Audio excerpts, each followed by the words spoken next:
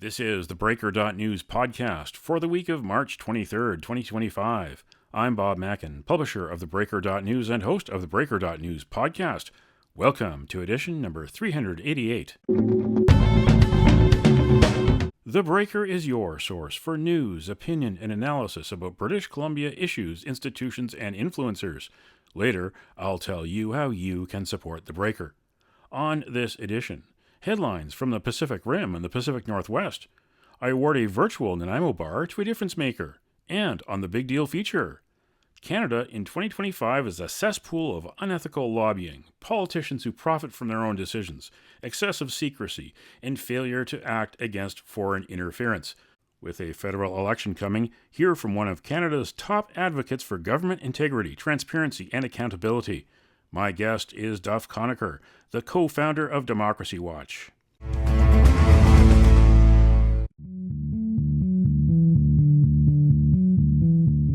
This is the big deal feature on the theBreaker.news podcast. I'm complying with all the rules. Your line of questioning is trying to invent new rules. I'm complying with the rules that Parliament has laid out and the responsibilities of the Ethics Commissioner. And I will continue to comply with those rules. He admits now, I'm not accusing him of a conflict of interest. He admits that he has conflicts of interest in his holdings. He says that he's going to come up with a plan for that after the election. That is unacceptable. He should divulge all of his millions of dollars of holdings right now.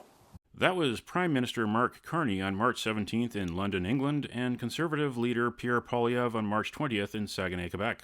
This interview was recorded on March 19th. Guest this week is Duff Conacher, co-founder of Democracy Watch, and he's watching very closely the transition from the Trudeau years to the days and maybe even weeks of Mark Carney as Prime Minister of Canada. The former central banker is a man who wore many hats, but his biggest job before going into politics was as chair of Brookfield Asset Management. I mean, before then, of course, he was a central banker in England and Canada, but his most recent big job was chair of Brookfield Asset Management, which is a real estate, finance, and energy company that boasts $1 trillion of assets in its portfolio. At the end of 2024, according to a report that came out this week from Brookfield, Carney was eligible for $6.8 million in stock options that expire in 2033 and 2034. We don't exactly know everything about his finances, and we may not know them for months, because if he calls an election in the spring, he has no obligation under Canadian law to tell us about his assets until the summer. 120-day period where there's little that we can find out about him. Of course, Duff, is there anything that could stop him from volunteering that information now? No, nothing at all. And actually, a lot of reporters have said, oh, we're going to learn after the 120-day period that's under the Federal Conflict of Interest Act, which is a federal political government ethics law. We will then know his assets and liabilities. And actually, no, not necessarily. There are even more loopholes that would allow him to hide those assets forever. And he'll know that he owns them, but and he'll be able to make decisions because of other loopholes in the ethics law that are huge and allow politicians to participate in decisions where they can profit from the decision. And he can keep all that information secret from the public. Housing affordability is a major issue. Housing scarcity is a major issue. And here we've got someone that we don't know if he's going to profit from his decisions or if he's going to gain information that others can use to profit. What about Mark Carney's family members, his wife, his adult children? What do the laws say about them? Well, there has to be a disclosure of spousal assets as well. But the easy thing to do, and Justin Trudeau did this, is, and it's allowed, even though it's completely unethical and a sham facade and a ruse, a shell game, a charade. No one should be fooled by it in terms of it calling it ethical, is that what Trudeau had inherited from his dad was a trust worth, he disclosed that it was worth $2 million when he became prime minister in 2015. And it has investments as part of the $2 million invested in private companies. Trudeau said, I don't know what they are. That's highly unlikely because trustees give up regular updates to those who are beneficiaries of a trust, including what they're invested in.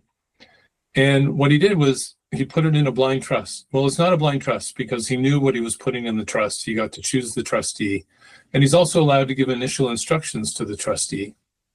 And so is Mark Carney and any federal cabinet minister, cabinet staff person, cabinet appointee, or top government official. They're all allowed to do this. And then all they have to disclose is that they have assets in a blind trust. So if you look at Trudeau's disclosure in the public registry under the Conflict of Interest Act, which again, because of these loopholes, is so many and so huge that it really should be called the almost impossible to be in a Conflict of Interest Act. That's how much of a sad joke the law is. But if you look at Trudeau's public registry disclosure, it says that he has an interest in a numbered company, and that's the trust that invests in companies, among other holdings it may have, and that's in a blind trust, and that's all we know. So it's a shell corporation, and it's a shell game. He's hiding under the shell, and all Carney would have to do is put his spouse's assets and his assets under shell companies, and then all they have to disclose is that they own an interest in a shell company, and you never know what that shell company is invested in. So it's inaccurate. Some media reports have said, we're going to learn in 120 days. Why don't you disclose it now? It's inaccurate to say we'll learn in 120 days. He could easily continue hiding it forever, as Justin Trudeau has since 2015. And back then, the media just rolled over and accepted it.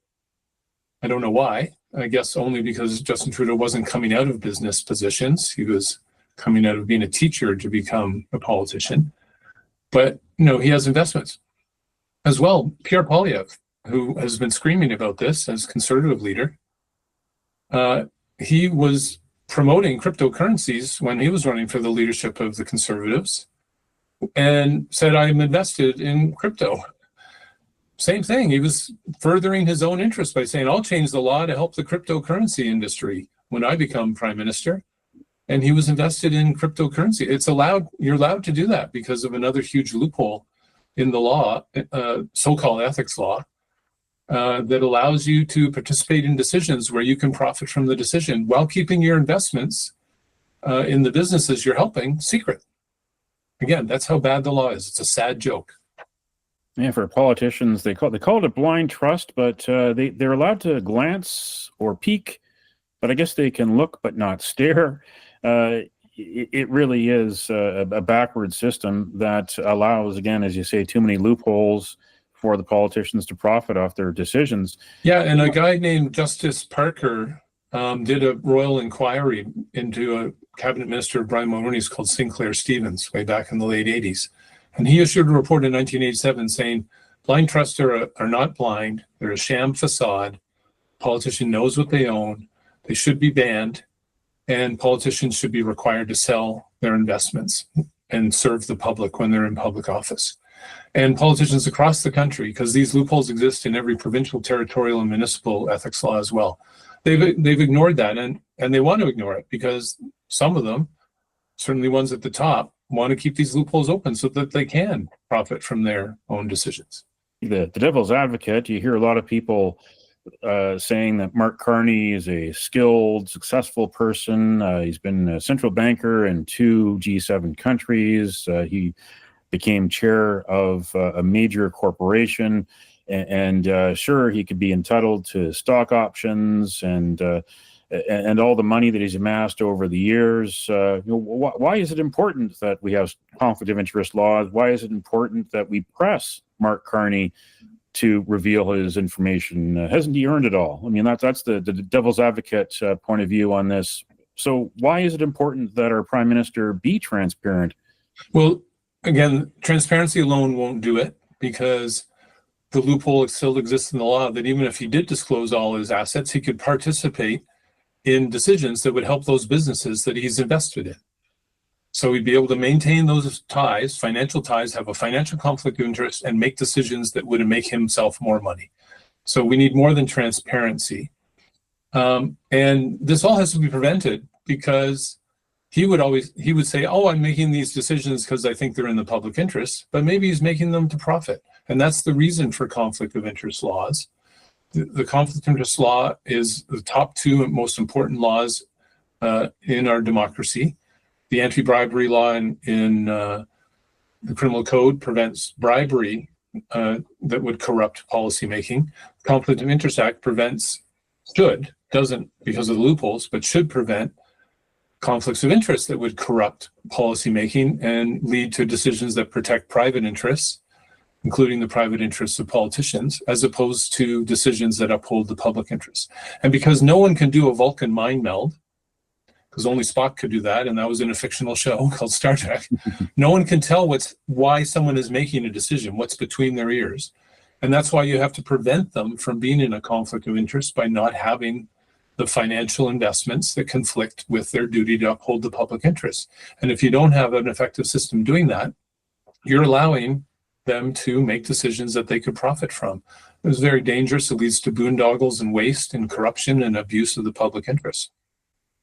And Mark Carney, of course, won the Liberal leadership campaign in a landslide on March 9th. But there still are so many questions, more questions than answers about who donated and how much.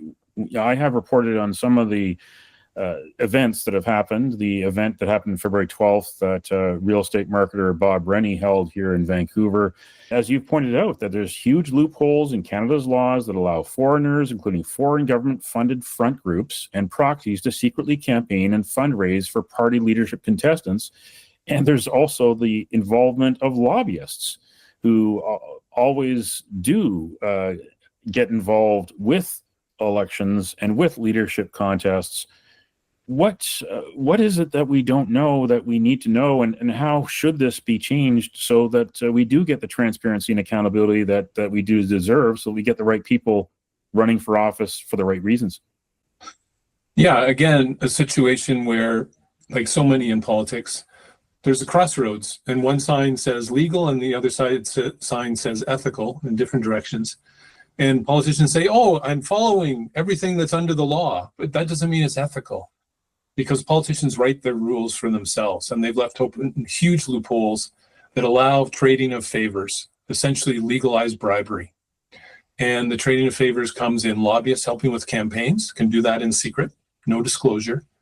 And then the lobbyist goes back and is allowed, because the lobbyist code was gutted by MPs from all parties and the Commissioner of Lobbying a couple of years ago, and gutted in a way that says you can be a top campaigner for someone, help them fundraise, raise money, and you can be lobbying them within 6 months after you've finished.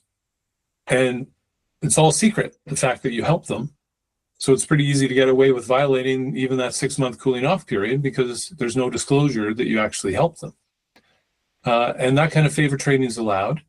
And then with fundraising events, yes, some of them have to be disclosed if a leadership contestant holds a fundraising event, but only if someone's required to donate. So there was reports that Chrysler Freeland held events where she suggested that you donate a certain amount, and because it wasn't required, then she doesn't have to disclose who organized the event, where it was held, or any of the details about who attended.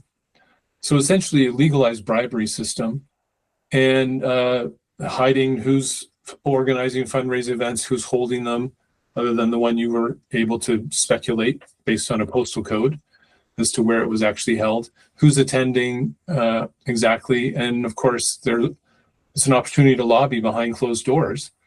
And secret lobbying is allowed as well. So you could even be lobbying and fundraising. You wouldn't have to even show up in the registry of lobbyists federally, because there's loopholes that allow for secret lobbying. So we just have a layer cake of conflicts of interest and secrecy loopholes that allow the whole policymaking system to be corrupted. And the rules are worse than in the US. People think the US is bad. Because a third party, an interest group, can spend an unlimited amount of money during a leadership race in secret and have it actually come from foreign sources. And that's the same for a nomination contest as well under the federal law. So when it comes to election period, you can't have a third-party interest group or individual intervening that's using foreign money, although there's even a loophole in that would allow that to be easily hidden. But during the nomination contest or a leadership contest federally, it's wide open. You don't have to register or disclose that you're helping a contestant win. You can spend an unlimited amount of money, and it can be foreign money. And here we are in the post-Hogue Commission era, the foreign interference inquiry, which handed down its final report at the end of January, and government has taken little or no action on that. I mean, we've had a prorogue parliament. And the Liberals are entirely to blame for this, because they delayed the inquiry from happening by having a sham investigation by an old friend of Justin Trudeau's, David Johnston, the former Governor General, who never should have been looking into Trudeau's activities and the activities of Trudeau's cabinet, because he's a long-term family friend of the Trudeaus. And that delayed things by essentially a year. And even before that, the Liberals were delaying appointing him. And so this all should have been done, completely done, 2.5 years ago, which would have left lots of time for a bill to be passed before any election would occur. That would have effectively, if it was effective, would have closed a bunch of these loopholes to prevent foreign interference. The Hogue inquiry, at the same time, made some recommendations that were good, like closing some of these loopholes in nomination contests and party leadership contests, but also said disinformation is the most serious threat that we face. And then she didn't make any recommendations that are in any way effective to prevent, prohibit, or penalize disinformation. So she rolled over as well, unfortunately. And then we have the prorogation, and now rumors that Carney's going to call a snap election. Instead of taking a few weeks to work with the other parties and pass some measures to prevent, prohibit, and penalize foreign interference from tainting this federal election.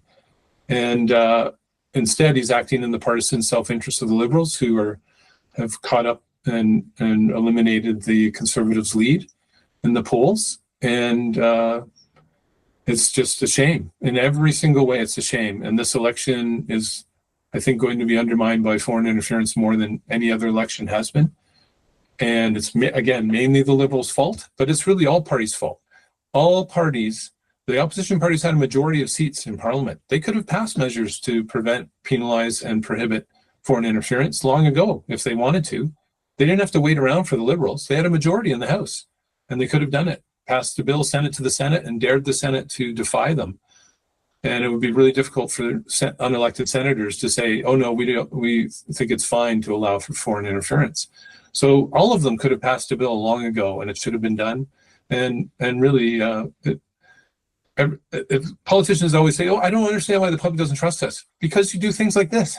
You leave loopholes open that allow for secret and unethical lobbying, allow you to profit from your own decisions, allow for excessive secrecy, sit around and play gotcha on foreign interference for years without actually dealing with it. That's why the public doesn't trust you, because you constantly act in your partisan self-interest instead of upholding the public interest and addressing real problems with real solutions. Now, as of March 14th, Justin Trudeau was finished in the Prime Minister's office, but Democracy Watch is not finished with Justin Trudeau. Through the access to information system, especially from the RCMP files on the investigation or lack thereof of Justin Trudeau and others in the Liberal government over the SNC-Lavalin scandal that exploded back in 2019 when Jody Wilson-Raybould was shuffled out of the Attorney General's office. You were able to find out that there was no direct investigation, no interview of Justin Trudeau, even though all signs pointed to him in his office. Where does that stand today? What is the next step for your case, for the Democracy Watch case, which is supported by Wayne Crooks, the founder of Integrity BC? Where are you right now in terms of the private prosecution of Justin Trudeau over the SNC-Lavalin scandal? Yeah, well, first, just a quick comment about another loophole-filled law. It's called the Access to Information Act. It really should be called the Guide to Hiding Information the Public Has a Right to Know Act, because that's all it is. There's no penalties for violating that act unless you actually destroy documents. But you can hide them without any penalty for years, and that's what the RCMP did. We requested these documents right from when this was all first investigated back in 2019. We said we want the investigation reports, which you have a right to have. And under the law, they're supposed to give them within 30 days. Now, there were a lot of investigation records, and the investigation was ongoing, but we kept on sending updates. Give us an update. If it's done, if it's done, send us the information. And we learned that it was actually done in March 2021, when we finally got disclosure in June of 2023. So it took us more than 2 years for the RCMP. They sat on it, and we got a first set of records in June 2023, finally.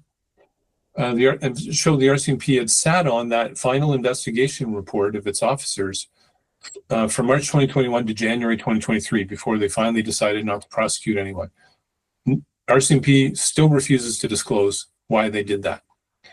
And then we had to wait another year to get the rest of the records. And then there's redactions, as you said, that hide what some of the key witnesses told them. Key witnesses like Jody Wilson-Raybould, the person who was the Attorney General and actually pressured, and Jessica Prince, her key staff person, who was also pressured by the Prime Minister or his staff and others. So we filed this private prosecution with all this evidence showing the RCMP did not investigate this, but it shows that there was pressure. And the RCMP then used the wrong legal standard. They said for an obstruction of justice to be proven, you have to have a corrupt intent. That's not true. You just have to have that it was done intentionally. And it clearly was done intentionally because it was done repeatedly, more than a dozen times, over and over, with Jody Wilson-Raybould saying this is wrong. So we filed this February 19th. The next step is what's called a speak to hearing, where we go in and the Ontario Crown, who's a Crown lawyer employed by the provincial government of Ontario, will go in and we'll be saying to the judge, this is how long it would take for an initial hearing that happens in private prosecutions, where we would lay out our case and ask for court approval to proceed with the private prosecution. That's called a pre-enquête hearing. The Ontario Crown prosecutor, again, an Ontario government lawyer, can take over the private prosecution at any time and stop it. We're going to ask the Attorney General to appoint a special counsel to do that. Someone who's fully independent from all political parties. Someone who should be appointed through an independent process, not by the Attorney General of Ontario, who is a conservative. We don't want this tainted by partisanship in any way. And we want that special prosecutor to decide whether to take it over, stop it, or allow us to just proceed with the private prosecution. And so that's our next step, is asking for a special prosecutor. People will recognize that probably in BC, because BC is the province that has appointed special prosecutors more than any other province. The problem with the system in BC is it is the government's Attorney General, who comes from the ruling party, who appoints these special prosecutors. And usually the special prosecutor is appointed when there's some allegations against someone from the ruling party. And so there's a conflict of interest there. The ruling party should not be choosing anyone who's making a judgment about the ruling party. And that's why we want a fully independent special prosecutor appointed through a fully independent appointment process. And then hopefully we'll get a real assessment of the evidence, which the RCMP ignored, is still trying to hide. And really, it was a cover-up, because there was clear evidence that Justin Trudeau obstructed justice by trying to stop the prosecution of SNC-Lavalin, directed others to pressure the Attorney General to do that, to stop that prosecution, pressured her himself. And the RCMP rolled over and ignored all that evidence, didn't interview many key witnesses, and just covered it up and tried to bury it, as I said, through delay that was illegal, in violation of the Federal Access to Information Act. So that's why we're taking it to court. An open court judge in an open court should hear all of this evidence and make a decision about whether someone should be charged and prosecuted and charged for this. Not the RCMP behind closed doors, burying evidence and doing a shoddy, biased investigation. And just to end on one other piece of evidence that the system really is the scandal. Lots of people don't know this. The commissioner of the RCMP, the deputy commissioner of the RCMP, and the head of every division of the RCMP are all appointed by the Prime Minister and serve at the pleasure of the Prime Minister. They can all be fired at any time for any reason by the Prime Minister. The RCMP is not an independent police force. It is a partisan police force that is biased and has a conflict of interest because it is serving at the pleasure of the ruling party Prime Minister. And that's the same with a lot of the provincial police forces across the country, where the ruling party premier chooses the head of the provincial police force, and they serve at the pleasure of that premier. Well, if you're serving at someone's pleasure, you shouldn't be investigating them, let alone deciding whether they should be charged or prosecuted. And so we need, as many people have called for, many experts over the years, we need a new national anti-corruption, anti-money laundering, anti-foreign interference police force that is fully independent of the ruling party, and every province needs one as well. Only Quebec has one.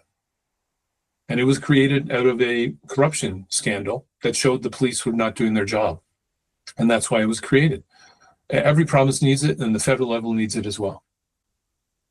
You mentioned Jessica Prince, a former aide to Jody Wilson-Raybould. Jessica Prince currently is an assistant deputy minister in the government, the NDP government here in British Columbia, in David Eby's office. And I'm going to end off with a question about David Eby's latest controversy. The NDP government's Bill 7, which was tabled before the spring break of the legislative session, the Economic Stabilization Tariff Response Act. This is a byproduct of the trade war with the United States. It gives the BC NDP cabinet even more power than it already has to bypass the legislature, make laws, change laws, without having to put it into the legislature for debate as we face this trade war with the United States. Is David Eby going too far?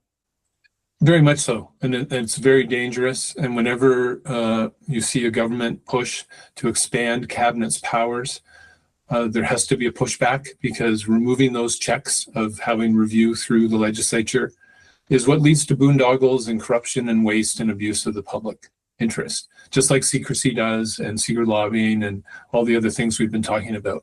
And my reading of the bill is that lots of people don't understand the difference between a regulation and a law. Many laws say the cabinet can now make regulations that fit within the framework of the law. And that's fine, right? Because the law has gone through Parliament, and Parliament or the legislature at the provincial level empowers the government, the cabinet, to make regulations, to set out the details, instead of having all the details in the law. But this bill, from my reading, allows them to actually change the law through a regulation. And no, that should never be allowed. If a law is going to be changed, it should have to go through the review of the legislature with public debates and public hearings, because that's just fundamental to our system of having that public scrutiny. And regulations can be changed. Sure, you can say someone who was covered by this regulation is now exempt because we want to allow them as a local business to be able to do things they weren't able to do so they can flourish and compete better against Americans or others. But to change a law without having to go through the legislature, that's a very dangerous precedent. And I think it would actually be struck down by the courts. And I think someone would challenge it, because the law would be changed in a way someone would be upset with, and they would go to court. And I think the court would say, no, you can't change a statute without having the statute go through the legislative process. So hopefully they'll back off. The Greens are certainly saying they'll propose amendments. And we'll just have a reasonable law, which would allow them to act more quickly on some changes to regulations. Not that regulations take that long to go through anyway. You don't have to go through all the steps that a law has to go through, a bill has to go through. But speed it up a bit, sure, that's fine. Nothing wrong with speeding things up a bit. You still have to always allow at least the usual 30 to 60-day periods for public consultations and debate.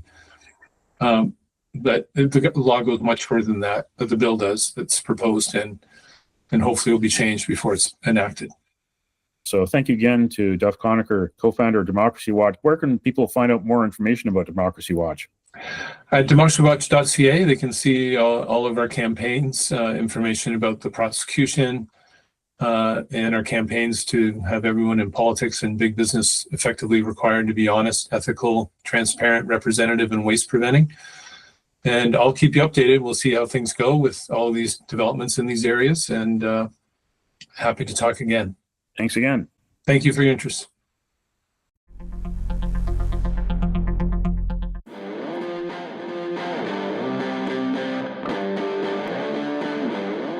Now it's time on the Breaker.news podcast for Around the Rim. We look at news headlines around the Pacific Rim. In Focus Taiwan.tw. Alaska Governor Mike Dunleavy on first visit to Taiwan. The main purpose of the delegation's visit is to explore further cooperation between Alaska and Taiwan in the areas of trade and economics. Dunleavy was first elected governor of Alaska in 2018, defeating former Democratic Senator Mike Begich, and was re-elected in 2022. The state of Alaska has maintained a sister state relationship with Taiwan since 1988, with a focus on economic ties in areas such as energy, agriculture, fisheries, tourism, and mining. In ABC News Australia, Australia drops out of top 10 in latest World Happiness Report. The World Happiness Report ranked Australia 11th and New Zealand 12th in the world, lagging behind Israel, Mexico, and the Nordic countries. Canada was 18th and the United States 24th. Last place was Afghanistan. Believing in the kindness of others is more closely tied to happiness than previously thought, according to the latest findings. In Kyoto News, Japan looks to AI to keep cherry blossom culture alive. The service, called Sakura AI Camera, launched by Kirin Brewery, determines the age and vitality of cherry trees via users' smartphone cameras. Local governments can check the data and use it in their efforts to preserve the trees. And in Hong Kong Free Press, Hong Kong opposes bullying tactics, says leader John Lee, after Li Ka-shing's C.K. Hutchison sells Panama ports to U.S. firm. Lee commented on the conglomerate's decision to sell 45 non-Chinese ports to American financial giant BlackRock. The deal is worth almost $23 billion US. That's Around the Rim on this edition of the Breaker.news podcast.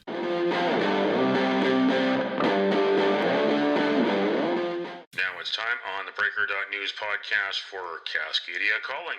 We look at news headlines around the Pacific Northwest. In the Oregonian, unsealed court records name top Nike executives accused of sexual harassment and misconduct. Many of the unsealed documents are from an informal 2018 collection of workplace complaints known as the Starfish Surveys. Documents were unsealed after a 3-year battle between Nike and several news companies. In Crosscut, Washington keeps details of severe workplace injuries and deaths from public. Transparency or privacy?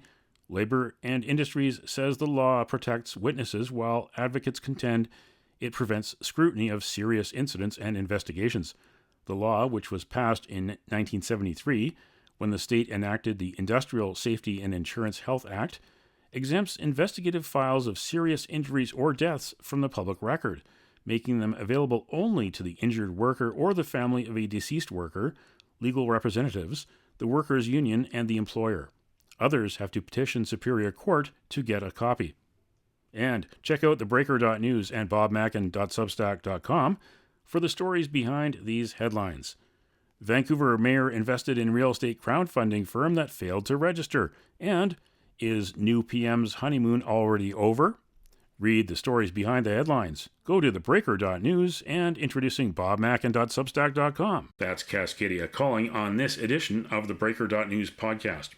Don't matter what color you are, 'cause love will conquer hate, so you won't stand alone, you won't stand alone. The Virtual Nanaimo Bar, brought to you by Spruce Hill Contracting. Every week we end the Breaker.news podcast on a tasty note by awarding the goodness of a virtual Nanaimo bar to people making a difference. A virtual version of the province's favorite dessert bar goes this week to folks across British Columbia who work in immigrant settlement, childcare, employment training, addiction rehabilitation, supportive housing, and support for victims of crime.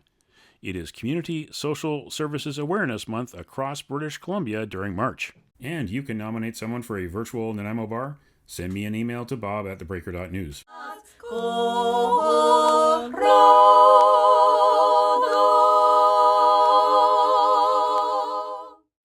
it for the Breaker.news podcast for the week of March 23rd, 2025.